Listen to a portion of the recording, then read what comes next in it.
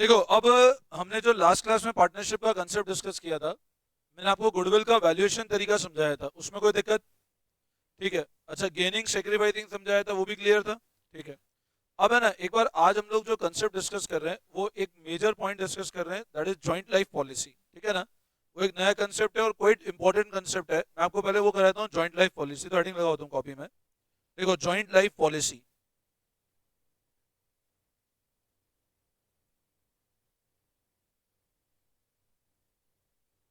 देखो, हेडिंग लगाओ joint life policy. इसको शॉर्ट फॉर्म में जेएलपी भी कहा जाता है ना। जॉइंट लाइफ पॉलिसी और JLP, this one and the same thing. अब देखो, अभी तक है ना, आप लोग जैसे पढ़ते थे कि life insurance premium paid paid for proprietor, वो जनरली था ड्राइंग्स। अगर L I C premium proprietor के लिए पे की तो that was the nature of drawings. Joint life policy का मतलब क्या होता है कि the policy taken on the life of all the partner by the firm jointly.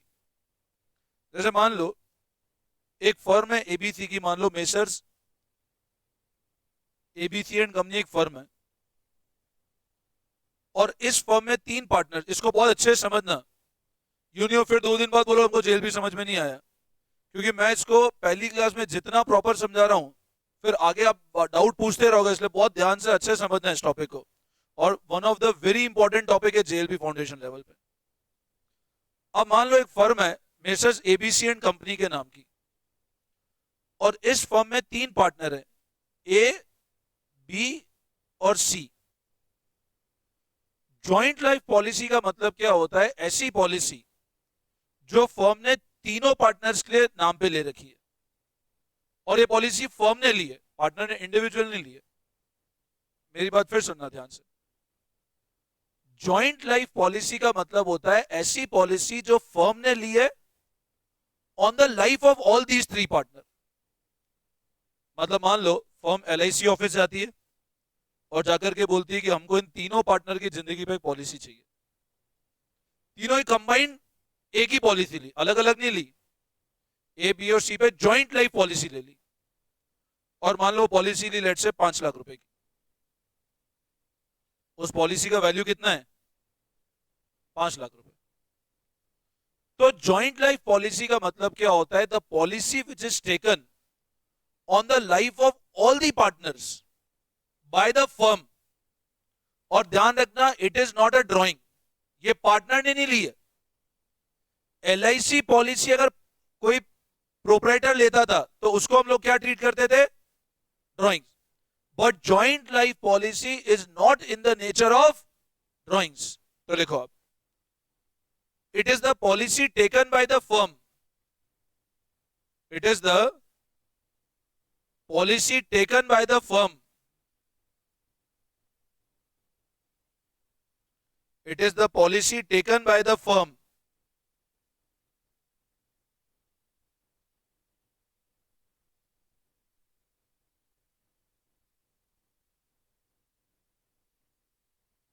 on the life of all partners, on the life of all partners। अब है ना, JLP को समझने के लिए आपको थोड़ा सा इंश्योरेंस का कंसेप्ट आइडिया होना चाहिए। मेरे ख्याल से ये तो सबको आइडिया है what is meaning of word insurance. और इंश्योरेंस दो तरह का होता है, जनरल और लाइफ। ठीक है ना? अच्छा, मेरे को एक बात बताओ, जैसे मैंने कहा इंश्योरेंस, ये दो तरह का होता है, एक तो जनरल और एक लाइफ इंश्योरेंस। जनरल इंश्योरेंस तुम्हारे गाड़ियों का होता है, मोटर व्हीकल्स का जो इंश्योरेंस होता है, फिक्स असेट असेट्स के जो भी इंश्योरेंस है, वो सब जनरल इंश्योरेंस में कवर्ड है। और लाइफ मतलब हम लोगों के जो इंश्योरेंस होते हैं वो लाइफ इंश्योरेंस। अब ये जो लाइफ इंश्योरेंस होता है ना, ये भी दो तरह का होता है। मतलब एक तो जो कंपनी प्रोडक्ट बेचती है वो दो तरह से प्रोडक्ट बेचती है। एक तो होते हैं टर्म प्लान्स, और एक होता है एंडोमेंट प्लान।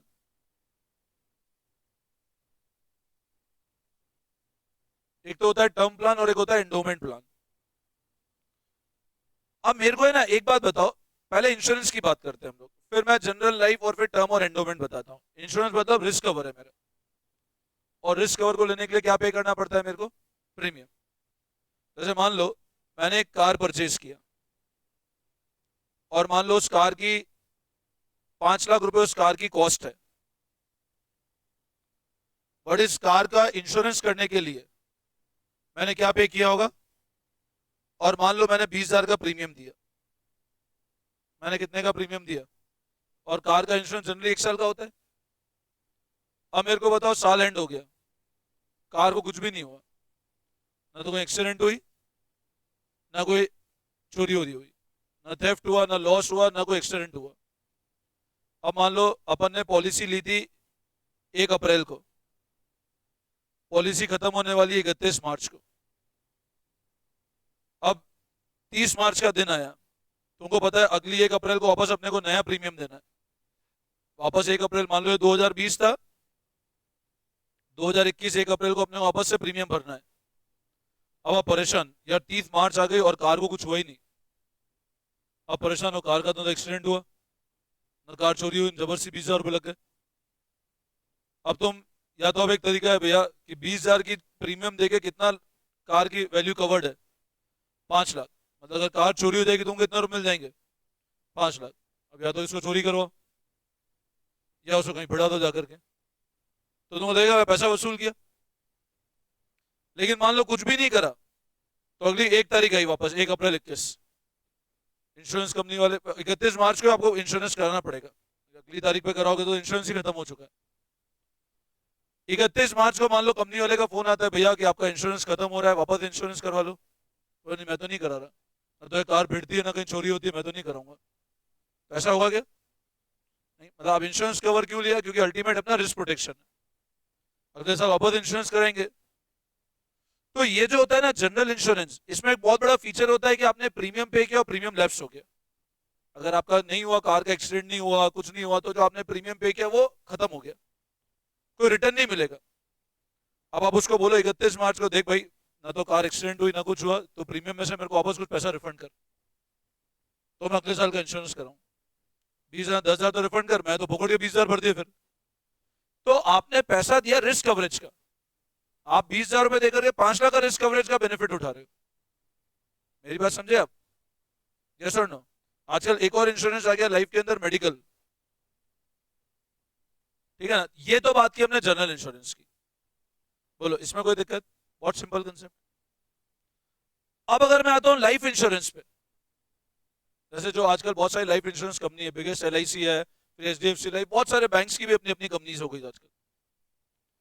अब लाइफ इंश्योरेंस कंपनी का फंडा क्या होता है? 2 तरह के प्लान बेचते हैं ये लोग जनरली। एक तो बेचते हैं टर्म प्लान और एक बेचते हैं एंडोमेंट प्लान। टर्म प्लान में क्या होता है, जैसे मान लो टर्म प्लान में जो मेन पर्पज होता है रिस्क कवरेज का पर्पज होता है। आज जैसे मान लो मैंने मेरी लाइफ की, अज्यूम करो 1 करोड़ की पॉलिसी ले रखी है। अब 1 करोड़ की मैंने टर्म प्लान लिया, मान लो अज्यूम करो मैंने 1 CR का एक टर्म प्लान लिया। अब 1 करोड़ के टर्म प्लान पे मैं प्रीमियम भरता हूं साल के 18,000 रुपए। ये तो मैंने ले रखा है इसलिए मैं पता है 1 करोड़ का टर्म प्लान है और कितनी प्रीमियम दे रहा हूं मैं साल की, 18,000 की प्रीमियम भर। अब ये जो टर्म प्लान होता है ना, इसमें रिस्क कवरेज है मेरा 70 साल तक, कि till the time I will turn to 70 years, तब तक मेरा रिस्क कवरेज है। बट मेरे को प्रीमियम पेइंग टर्म है मेरा 50 साल तक।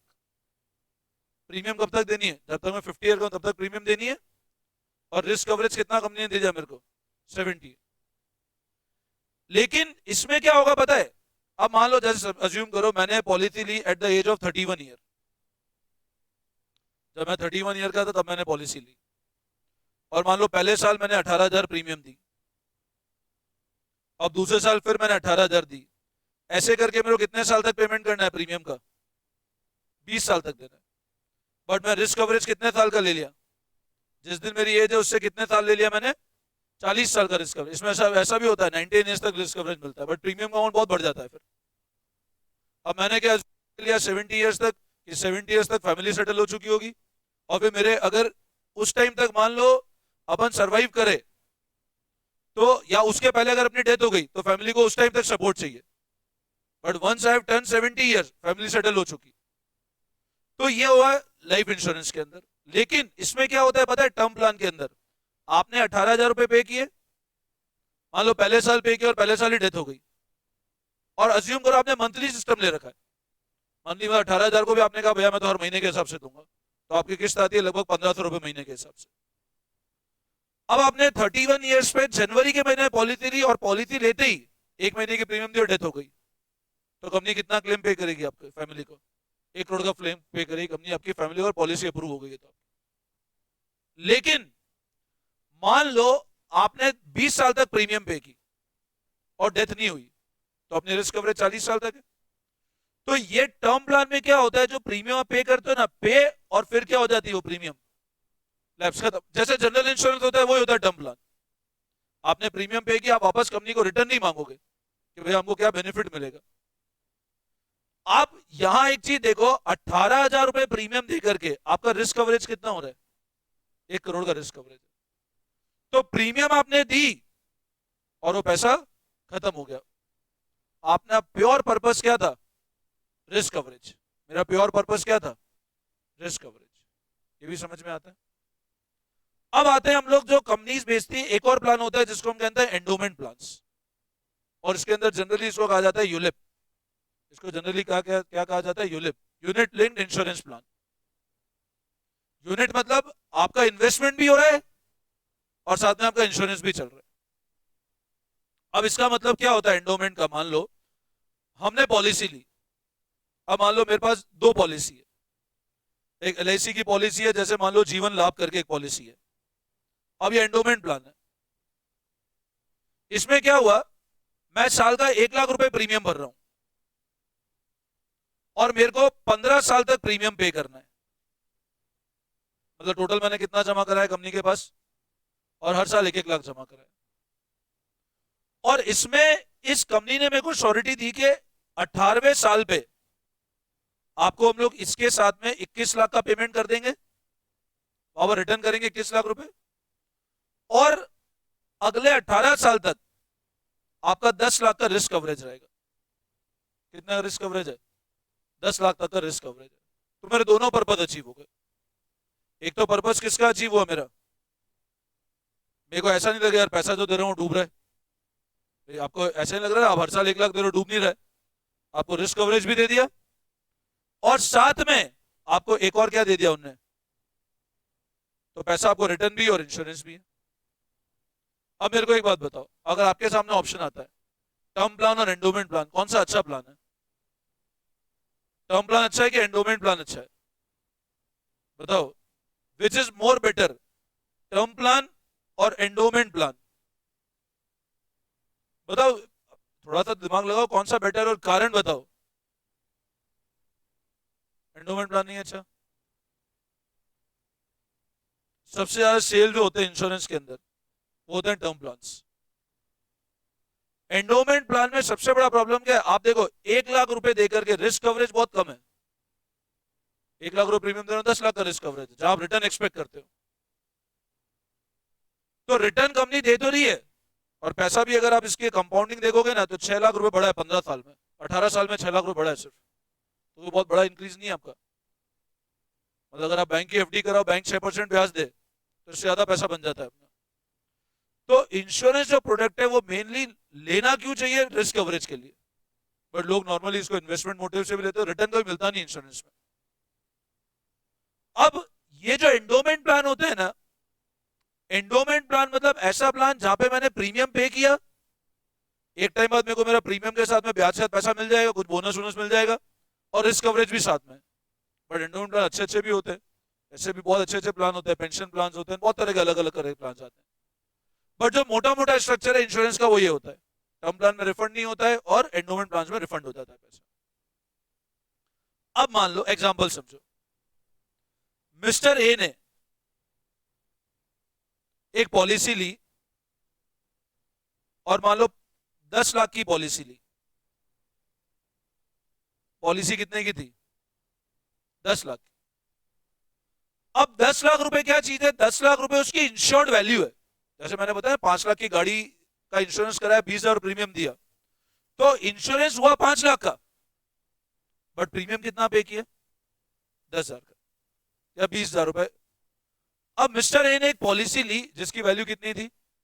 10 लाख की, और कंपनी ने बोला भैया इसका एनुअल प्रीमियम जो होगा वो आएगा मान लो 50,000 रुपए, कि हर साल कितने रुपए देने हैं आपको? 50,000 रुपए। अच्छा अब मेरे को एक बात बताओ, मिस्टर ए ने पॉलिसी वही ली, मान लो जीवन लाभ ली, और 15 साल के लिए ली, मतलब 15 साल के अंदर मिस्टर ए हर साल कितना देगा? हर साल कितना रुपए देगा? 50,000। और एक बार 50,000 दे दिए, डेथ हो गई, मान लो एक बार दिए 50,000 और डेथ हो गई, तो कंपनी क्या 50,000 देगी कि 10 लाख देगी? 10 लाख देगी। तो इसका मतलब सर अगर 50,000 रुपए एक बार भी दिए या एक महीने के भी दिए और डेथ हो गई, तो कंपनी कितने रुपए दे देगी? 10 लाख दे देगी। ये तो एग्री करते हो? इसका मतलब ये हुआ कि ये जो 10 लाख है ये मिलेंगे कब? जब मिस्टर ए की क्या हो जाएगी? डेथ हो जाएगी। एग्री करते हो? अगर मिस्टर ए की डेथ हुई तो पॉलिसी इमीडिएट मैच्योर हो जाएगी और फैमिली को कितने मिल जाएंगे? 10 लाख मिल जाएंगे। अच्छा मान लो मिस्टर ए की डेथ नहीं हुई और 15 साल का समय बीत गया, तो 15 साल में कितने रुपए दे दिए कंपनी को? लगभग लगभग 750। और पॉलिसी कितने टाइम में मैच्योर हो जाएगी? तो कंपनी विद बोनस 7.5 लाख में कुछ बोनस का अमाउंट जोड़ करके आपको पैसा दे देगी कंपनी। एग्री करते हो? अब मेरे को एक बात बताओ, मिस्टर ए ने पॉलिसी ली मान लो 2021 में, पॉलिसी कब ली? और मान लो मिस्टर ए की डेथ हो जाए 2022 में, 2021 में पॉलिसी हो 2022 में डेथ हो गई, तो पॉलिसी खत्म हुई कि नहीं हुई? पॉलिसी मैच्योर हो गई। अब प्रीमियम देना है क्या आगे? अच्छा कंपनी 10 लाख देगी नहीं देगी? देगी। समझ में आता है? मतलब सर पॉलिसी मैच्योर की एक कंडीशन तो होती है, जब किसी पार्टनर की क्या हो जाए? डेथ हो जाए, तो मैच्योर हो गई। अच्छा मान लो अगर डेथ नहीं हुई तो एक और कंडीशन क्या होती है कि उसका टर्म या टाइम पीरियड ओवर हो जाए, 15 साल तक प्रीमियम दे और 18 साल खत्म हो जाए। अब बताओ 2021 से प्रीमियम पे करना चालू करी, 2036 तक 15 साल हो गए, और 2039 में कंपनी पेमेंट कर देगी उसको।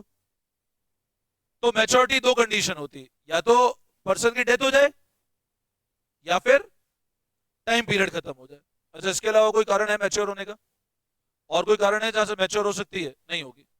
मतलब मैच्योर होने की या तो टाइम समय पूरा करना पड़ेगा या आदमी को मरना पड़ेगा, ये तो ही पॉलिसी मैच्योर है, वरना पैसा नहीं मिलेगा 10 लाख, और हर साल प्रीमियम देना पड़ेगा।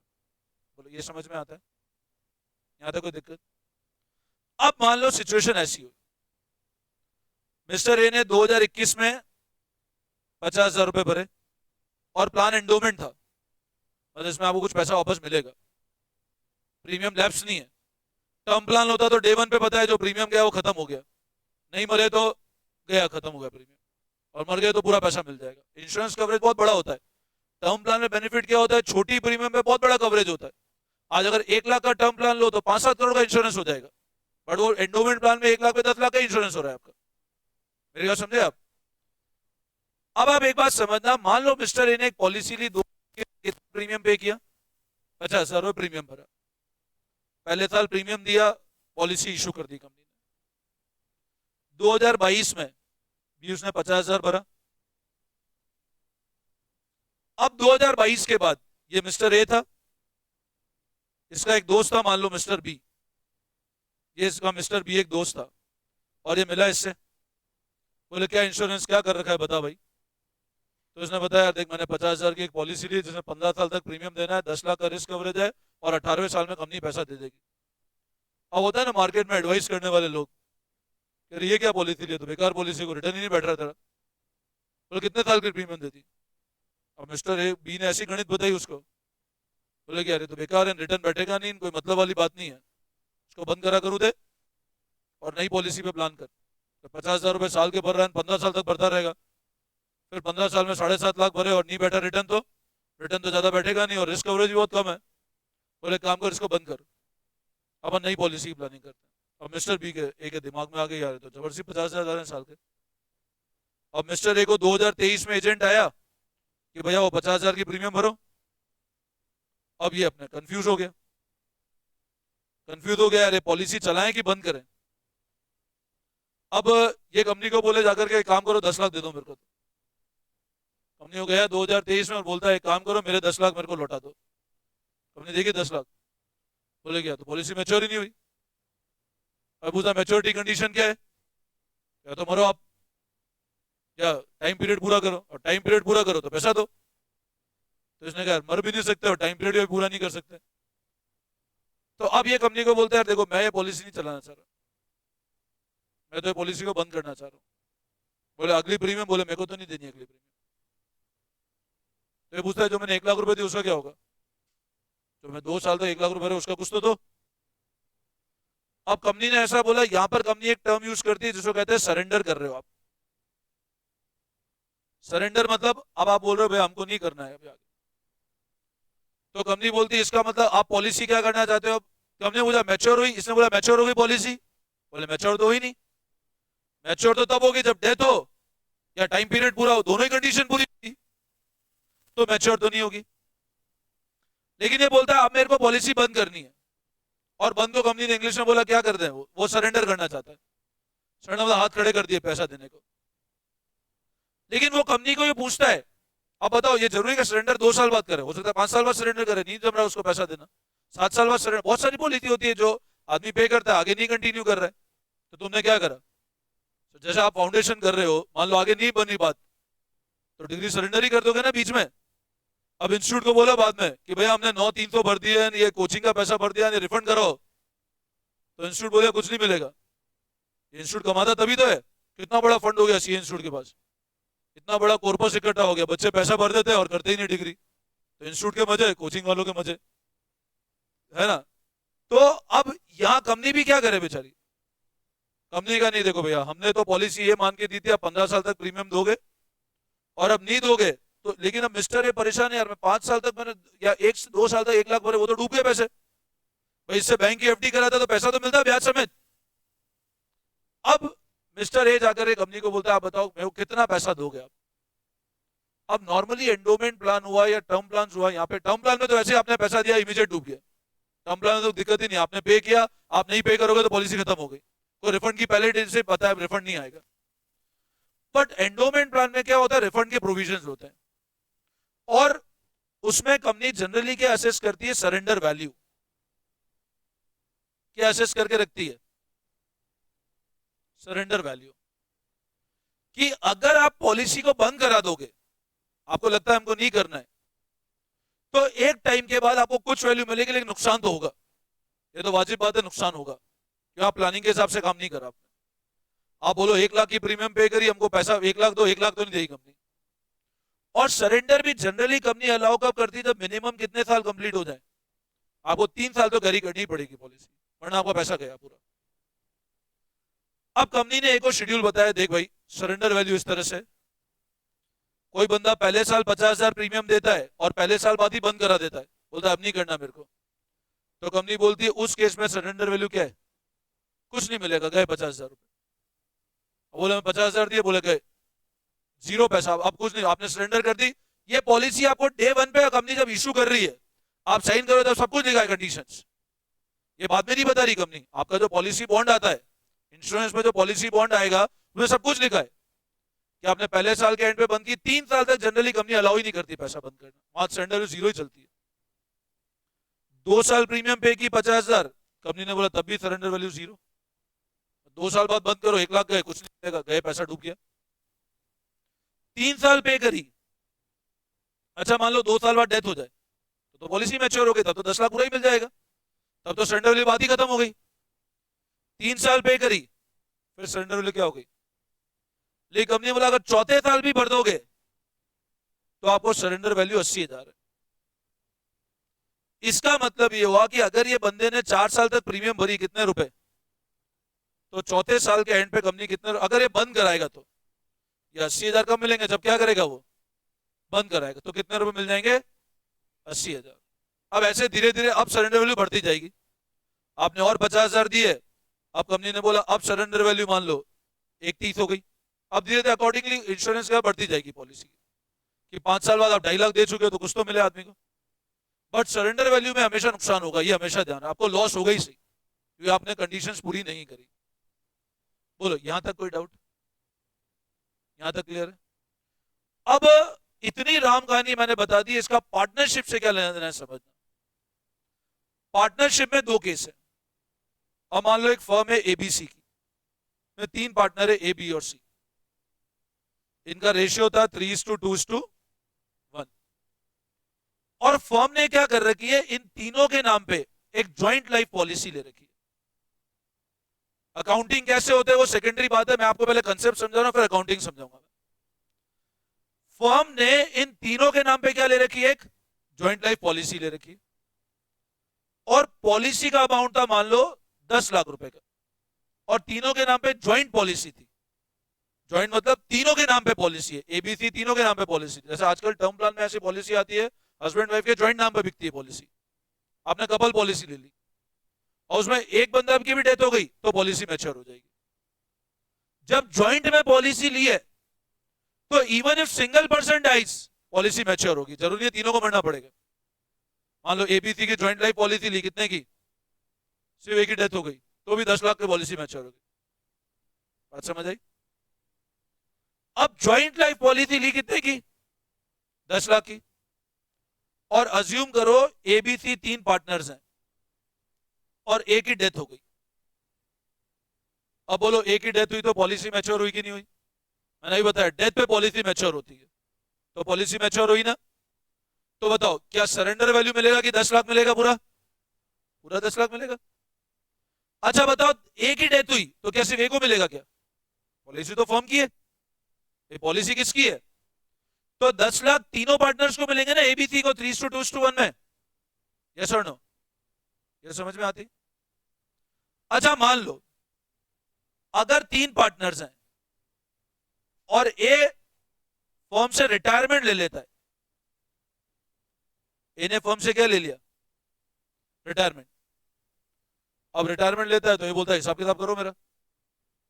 अगर रिटायरमेंट लेगा तो ये बोलेगा हिसाब किताब करो, मेरा कैपिटल मेरे को दो। अब ए जब कैपिटल लेने आया तो मान लो बैलेंस शीट कुछ इस तरह से थी, ए बोलता है मेरा पैसा दो जो जो बाकी है मेरे नाम पे। अब बैलेंस शीट में मान लो लैंड चल रहा था, बिल्डिंग थी, स्टॉक था, डेटर था। लैंड था मान लो 5 लाख का, बिल्डिंग थी 10 लाख की, स्टॉक था 2 लाख का, डेटर थे 3 लाख के, इधर क्रेडिटर्स थे मान लो 2 लाख के। सबको रिवैल्यू किया कि भैया चलो ए छोड़ के, या ए छोड़ के जा रहे हैं, क्या क्या पैसा है बता दो। अब लैंड था 5 लाख का, बिल्डिंग थी 10 लाख की, उस हिसाब से ए का शेयर निकाला हमने। मान लो 5 लाख का लैंड असेसमेंट किया, 7 लाख का हो गया, तो 7 लाख के हिसाब से रिवैल्यू करा। बिल्डिंग बोला 10 लाख की तो उस दिन थी बुक्स में था, आज तो बिल्डिंग 7 लाख की बिक रही है तो 3 लाख कम की है। रिवैल्यूएशन करके ए का फाइनल शेयर निकाला, देख भाई तेरा हिसाब ये बनता है। और ए का फाइनल हिसाब किताब किया, मान लो ए का हिसाब किताब सब करने के बाद ए का आया 2 लाख रुपए का शेयर, कि ए को कितना पैसा देना है अपने को, 2 लाख रुपए। अब ए के दिमाग में आया कि यार एक ज्वाइंट लाइफ पॉलिसी भी तो ली थी तुमने, वो तो दिखी नहीं है। बोले अपन एक इंश्योरेंस पॉलिसी ली थी ना तीनों ने, बोले फर्म ने ली थी, उसमें भी तो मेरा पैसा बनेगा। अब इनको याद है हाँ यार वो तो दिख नहीं रही पॉलिसी। बोले कहाँ है, निकालो पॉलिसी। और निकल वही पॉलिसी। अब चेक किया पॉलिसी कितने साल की, मान लो 20 साल की पॉलिसी थी वो, जिस दिन ली थी तब कितने साल की थी, 20 साल, और 8 साल हो चुके हैं उसको। मान लो ली थी 2011 में, मैच्योर कब होगी, 30 में, 20 साल की थी, और अभी चल रहा है मान लो 2019, 8 साल हो चुके हैं। और 19 में इन्हें सोचा भैया मेरे को तो अब आगे कंटिन्यू करना, मैं रिटायरमेंट ले रहा हूं। अब बताओ 8 साल तक प्रीमियम भरा होगा नहीं भरा होगा? प्रीमियम भरा होगा। अब वो पॉलिसी है, अब बी और सी बोले भैया पॉलिसी क्या करे, तो मैच्योर ही नहीं हुई। बोले मैच्योर तब हो जाए तुम मरो या 20 साल खत्म हो। अब ये बोल रहा है न तो मैं मर रहा हूं ना मैं 20 साल खत्म है, बोले मैं तो फर्म से रिटायरमेंट ले रहा हूं, तो पैसा तो मेरा। अब पॉलिसी थी कितने की, मान लो 10 लाख की पॉलिसी थी, प्रीमियम 10 लाख का नहीं था, इंश्योर्ड वैल्यू 10 लाख की थी। तो ये बोलता है काम करो, रेशियो क्या है अपना तो 10 लाख इंटू 3/6, ये 5 लाख मेरे को ज्वाइंट लाइफ पॉलिसी की भी दे दो। इन्हें हिसाब क्या लगाया, 10 लाख की पॉलिसी है और मान लो साल का अपन 50,000 का प्रीमियम भर रहे हैं। कितने साल तक भर चुके हैं ऑलरेडी, कितने साल तक भर चुके हैं? ये हिसाब लगाता है, देख 10 लाख की पॉलिसी है, रेशियो 3:2:1 है, 10 लाख इंटू 3/10 लाख तुम मेरे को मिलकर दो। अब बी और सी दोनों एक दूसरे को देख रहे हैं, 5 लाख कौन से मांग रहे हैं, तो है ही नहीं, पॉलिसी का पैसा तो है ही नहीं। तो अब दोनों परेशान की बोले हिसाब बना के दे दिया 5 लाख का। अब दोनों गए कंपनी के पास, इंश्योरेंस कंपनी के पास, क्यों बोले पॉलिसी दो, पैसा दो हमारे 10 लाख रुपए। इंश्योरेंस कंपनी बोले कौन सा पैसा? तो इंश्योरेंस कंपनी पहली बात पूछती है, क्या किसी की डेथ हुई क्या? डेथ तो नहीं हुई। क्या पॉलिसी मैच्योर हुई क्या? नहीं हुई। अब बी और सी बोले ना तो डेथ हुई ना मैच्योर हुई, तो 10 लाख, कंपनी ने कहा 10 लाख नहीं मिलेंगे। तो बोले फिर क्या मिलेगा? तो बोला ना तो डेथ हुई ना मैच्योर हुई। बोले वो एक पार्टनर रिटायरमेंट ले रहा है हमारे यहाँ से, वो रिटायरमेंट ले रहा है, 10 लाख दो। तो कंपनी दोनों धक्के देके बाहर निकालो, रिटायरमेंट ले, तुम जानो तुम्हारा काम जाने। बोले आज पॉलिसी दिन कल को रिटायरमेंट ले लेगा तो पॉलिसी थोड़ी मैच्योर हो जाएगी। भाई रिटायरमेंट में थोड़ी ना पॉलिसी मैच्योर होगी, ये रिटायरमेंट ले रहा है तो पॉलिसी थोड़ी मैच्योर होगी। कंपनी ने कहा भैया अगर इस पॉलिसी को आज बंद कराते हो तो आज तो सिर्फ सरेंडर वैल्यू मिलेगी। क्या मिलेगी? सिर्फ। तो बताओ रिटायरमेंट अगर किसी पार्टनर का हुआ तो पॉलिसी की वैल्यू मिलेगी क्या? सवाल ही पैदा नहीं होता। उस केस में तो क्या मिलेगा? सिर्फ सरेंडर वैल्यू। अब इन्हें पूछा बताओ सरेंडर वैल्यू क्या है? तो कंपनी ने कहा देखो 50,000 8 साल तक दिए 4 लाख है, मान लो कंपनी बोलती है सरेंडर वैल्यू लेट से 2.5 लाख रुपए, आज बंद करवाओ कितने रुपए ले जाओ। तो रिटायरमेंट पे इस असेट का वैल्यू कितना हुआ बताओ? 2.5 लाख। रिटायरमेंट वैल्यू कितना हुआ? तो ए को बोला भैया देख 10 लाख का तो तेरे को शेयर नहीं मिलने वाला है, ये तो गलत हिसाब भेजा है तूने। सरेंडर वैल्यू कितनी है? सिर्फ 2.5 लाख में, उसमें तुम्हारा शेयर कितना है? ये तुम्हारे को पॉलिसी का पैसा मिलेगा सिर्फ। लॉजिक समझ में आया? लेकिन मान लो इस केस में एक ही डेथ हो जाती तो पूरे 10 लाख मिल जाते, फिर तो पॉलिसी मैच्योर होगी ना। यस और नो? आई बात समझ में? तो हमेशा एक बात ध्यान रखना, जब भी ज्वाइंट लाइफ पॉलिसी का क्वेश्चन हो, ज्वाइंट लाइफ पॉलिसी के अंदर ये चेक करना पार्टनर का रिटायरमेंट है कि डेथ है। अगर रिटायरमेंट है तो सिर्फ सरेंडर वैल्यू मिलेगी, और अगर डेथ हो गई तो पॉलिसी वैल्यू मिलेगी। अच्छा मेरे को एक बात और बताओ, मान लो यहां पे चल रहे हैं डेटर्स 2 लाख के, बुक्स में डेटर कितने चल रहे हैं? 2 लाख के, और नीचे इंफॉर्मेशन गिवन है डेटर रियलाइज्ड 5 लाख। डेटर से कितना पैसा आया? कुछ मान लो ब्याज वाज कुछ पुराना बाकी था, कितने रुपए है? 5 लाख। अब मान लो 3 पार्टनर है एबीसी, रेशियो था 3:2:1। ध्यान से सुनना मेरी बात।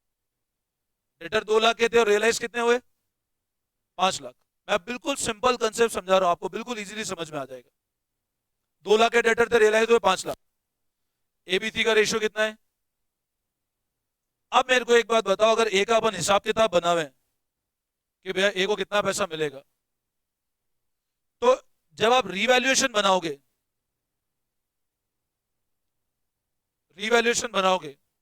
तो डेटर कितना लिखोगे? 5 लाख की 3 लाख। क्या मैं डेटर बढ़े ना, और बढ़ते हैं तो असेट टू रीवैल्यूएशन एंट्री करते हैं अपन। अगर असेट बढ़ते हैं एंट्री क्या करते हैं? Asset account debit to revaluation. अब 2 लाख के डेटर वैल्यू कितनी हो गई बोलो? क्या एंट्री करें? Debtor account debit to revaluation कितने रुपए से? 3 लाख। तो आपने कहा सर बाय डेटर कितना करें हम लोग? 3 लाख। तो ए को जो शेयर मिलेगा वो इस 3 लाख का ही तो मिलेगा। यस और नो? तो आप इधर करते हो to profit transferred, A B और सी। ए में 1.5 लाख डाल दोगे, डेटर में 1.5 लाख ही मिला। फिर आपने इधर बनाया कैपिटल अकाउंट, इधर लिखा बाय बैलेंस ब्रॉट डाउन। ए के अंदर इधर लिखा बाय रीवैल्यूएशन।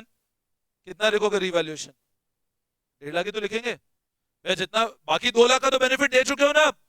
आपका कैपिटल तभी तो यहां कम चल रहा है। कैपिटल क्या होगा? Total asset minus liability. तो आप बाकी 2 लाख का बेनिफिट दे चुके हो ना एक ऑलरेडी।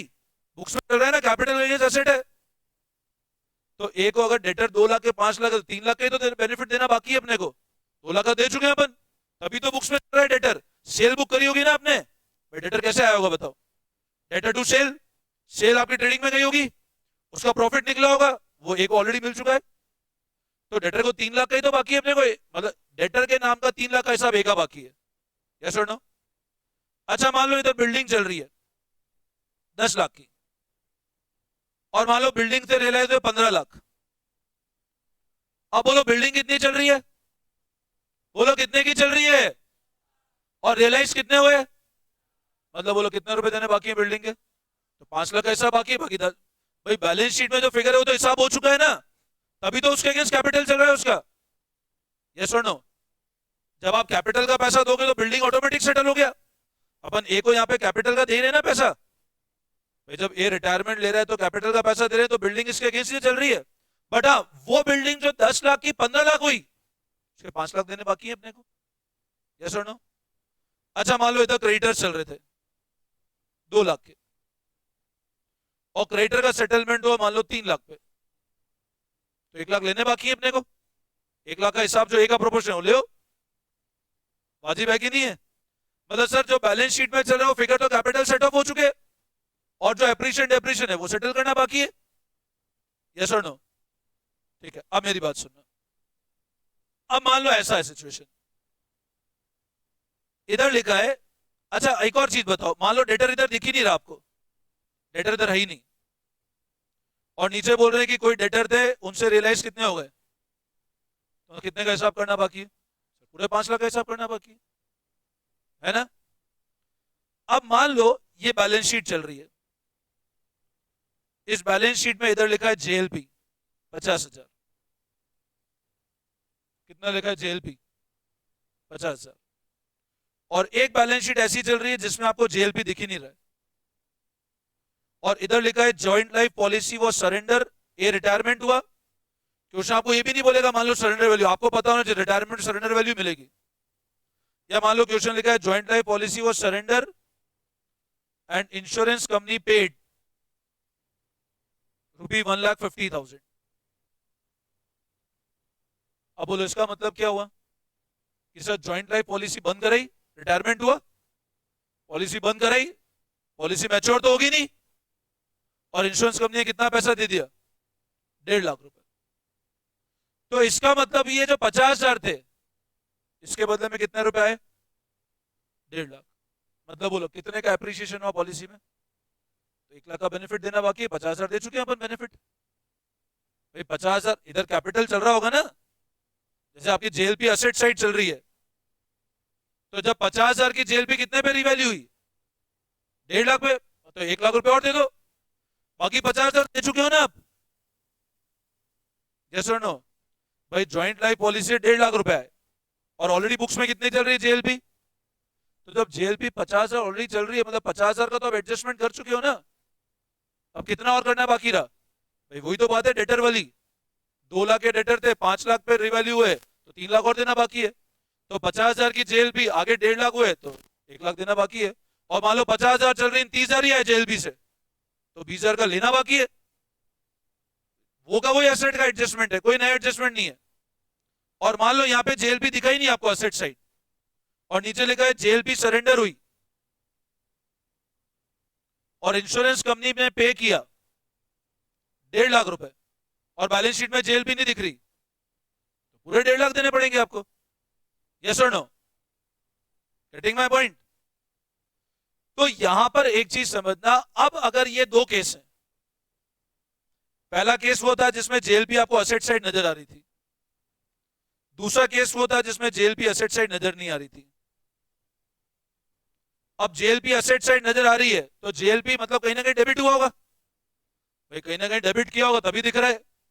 और दूसरे केस में डेबिट किया हो वापस क्रेडिट हो गया होगा तो नहीं दिख, तब ये तो बैलेंस शीट का लॉजिक है। भाई अगर मेरे को यहाँ जेएलपी 50,000 नजर आ रहा है, मतलब डेबिट कर क्रेडिट नहीं मिला पूरा, और इधर डेबिट किया और क्रेडिट कर दिया होगा तब नहीं दिख रहा है। अब सवाल ये होता है सर जेएलपी बैलेंस शीट में कैसे आ गया? भाई मैंने एक इंश्योरेंस पॉलिसी ली, 10 लाख की इंश्योरेंस पॉलिसी ली, यहां तक कोई दिक्कत तो नहीं है ना? चीज ऊपर से तो नहीं जा रही है? समझ आ रहा है अच्छे से? अब समझना, मैंने एक 10 लाख की पॉलिसी ली, लॉजिक समझ, और 10 लाख की पॉलिसी ली 2021 में, और साल का प्रीमियम भरता था 50,000 रुपए। कितना प्रीमियम भरता था? 50,000। अब पहले साल मैंने प्रीमियम भरा, पहले साल मैंने क्या पे किया? प्रीमियम। मैंने एंट्री करी जेएलपी प्रीमियम अकाउंट डेबिट,